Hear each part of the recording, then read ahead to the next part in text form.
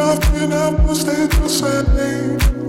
Want to let it change. Hey, let it change.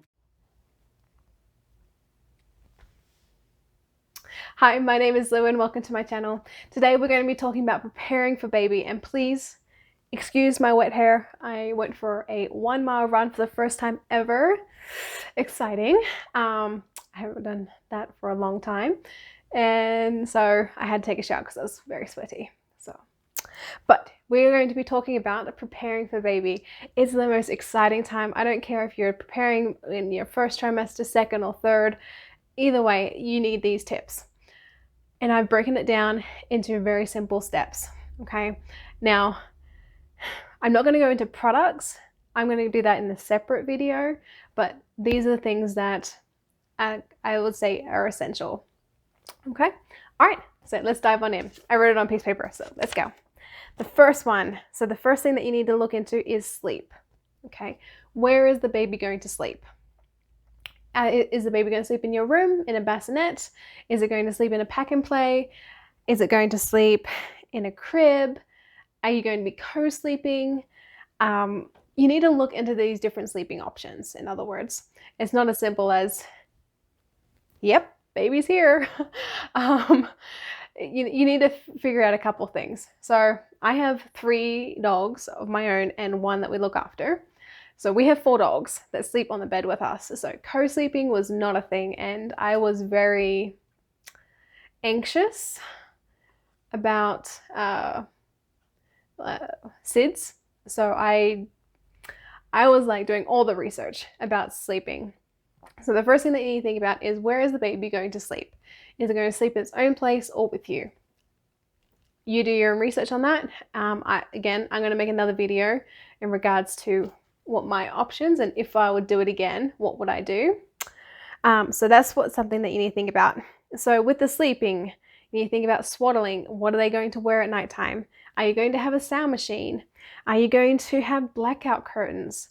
I originally did not have blackout curtains, and then she turned 3 months when she realized that there's light outside, I shouldn't be sleeping. Then I needed some type of blackout curtain. Pacifiers, are you going to be having a dummy or a binky, whatever you want to call it? And then nightlight, okay, because you are going to be up at night every 2 hours feeding that little one, changing them, putting them back to sleep, especially in the first newborn stages. All right, so number 1 is sleep. So those are a couple little things associated with them. Number 2, eating. All right, when the baby's first born, they need to start eating. So are you going to be hopefully breastfeeding? If you can't breastfeed, are you going to pump and then feed them that milk? Or are you going to be doing formula? Then you need to think ahead even more and go, all right, what kind of high chair am I going to do? Am I going to do more baby-led weaning with actual solids? Or am I going to be spoon feeding and doing differently? And with the bottles, are you going to get a sterilizer? There's different sterilizing options out there. I'm going to make a video on that too because I've gone through most of them. So yeah, eating. Milk, what kind of milk? Breast, bottle, formula, what? High chair, when they get a little bit older, roughly around 4 months, they start eating. What are you going to do? All right, next one, number 3, is changing them. So babies make messes, especially when they start eating, and for some reason it just gets even more. And it depends on as well if they're going to daycare. I noticed that when my mother-in-law was looking after my daughter while I was working at the school, she would go through clothes so fast. And I was just like, how is this possible? It was just that time. So clothing, what are you going to put them in? Are you going to put them in sleepers? So like footed sleepers. That was my favorites. Okay, so clothing options. Diapers or nappies. Are you going to be doing cloth? Are you going to be disposables? Are you going to do a bit of both? And really it depends on your kid, because I'm full cloth and then my daughter is a front heavy wetter sleeper. So she will lay on her front, on her stomach. No matter what I do, guys, she will go onto her stomach. I'll put her on her back, rolls over straight away within seconds of me putting her down. And she She leaks all the time. I've tried every single option. And so I decided to put her in a disposable one night. And literally when I woke up in the morning, she woke up in the morning, it was like just that little front section, like right on your tummy, that was so full of pee. I'm like, no wonder why she keeps leaking at nighttime, because there's no way. So I have to do disposables at night for her because of her being such a heavy wetter. So you never know. So changing diapers, nappies, cloth, not cloth, whatever, mix of both. 3 is a changing mat. Are you going to have like a full-on changing pad and changing area, or are you just going to have like a mat that you pull out? I've done both. And last one is bath time. Okay, so with comes in changing, comes in baths. So are you going to have like an actual bath? Are you going to have a, one that goes in the sink? How are you going to bathe your kid? So that's another thing that you need to think about. So that's changing. So that's like the clothes and the, other things. Well, and with that comes bibs. Okay, bibs and burp cloths.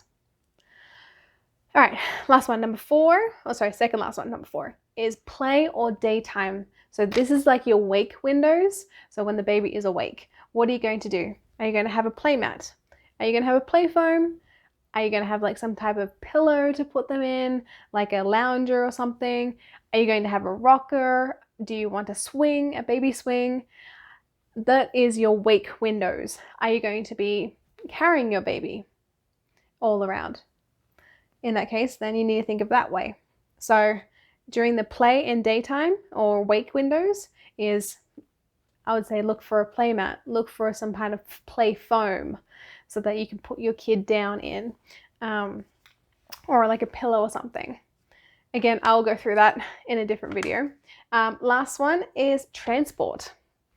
You need to think of how are you going to get your kid home? Are you going to get a car seat, or are you going to have a stroller? What kind of stroller are you going to get?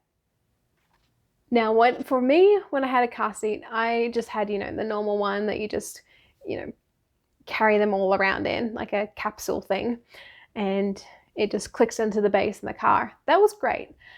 I didn't want her to be in it all the time. So I took her out of the car seat whenever we would go out.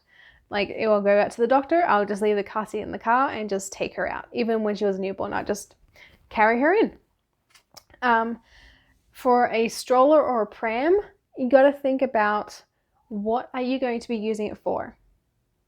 Are you going to be using it for walking around the city or on sidewalks? Are you going in the country? Are you going to be jogging? Are you going to be running? Are you an adamant runner? I kind of used to be. And then I decided I got a jogging stroller. I hate that thing. I hate it. It's huge. It's bulky. Can I just put it simply? Jogging strollers, why are they not attached to the person?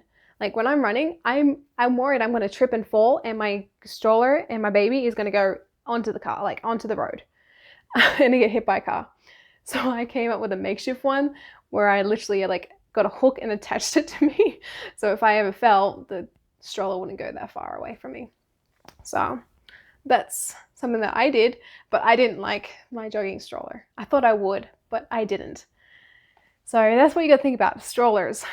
What are you going to be using it for? Is it just when you go shopping in the supermarket? In that case, then, do you really need something that's massive, that's going to take up so much space in your car? Like, I didn't think about that. So that was something that I want to give to you. Think about, what are you going to be using it for? And last but not least, baby carriers. Are you going to wear your baby? If you are, what kind of carrier do you want to go for? I have all of them. Okay. Think about it. Have a look at the different types. I will be doing a video on that too, so that you can have a look at the ones that I have and my reviews on them. But other than that, I hope you guys are kind and courteous to others as you go on your path and start preparing for baby. So remember, 5 things. Sleep. What are you going to be sleeping in? Eating, changing, play, transport. Those are your 5 main things that you need, guys. All right. Have a good one. Bye. Hey guys, I forgot to add an extra one on there. So number 6 is health. So you got to think of the health of your baby as well. So having a baby thermometer on hand, the one that can read the room temperature too is also good. And some baby medication if you need, some diaper cream. Just one thing of diaper cream, you don't need multiple. Just do one. Sorry, she's moving the camera. And also humidifier. I think humidifiers are great. We have used one every single night and it's wonderful. So yeah, number 6 is health. Have a good day, y'all.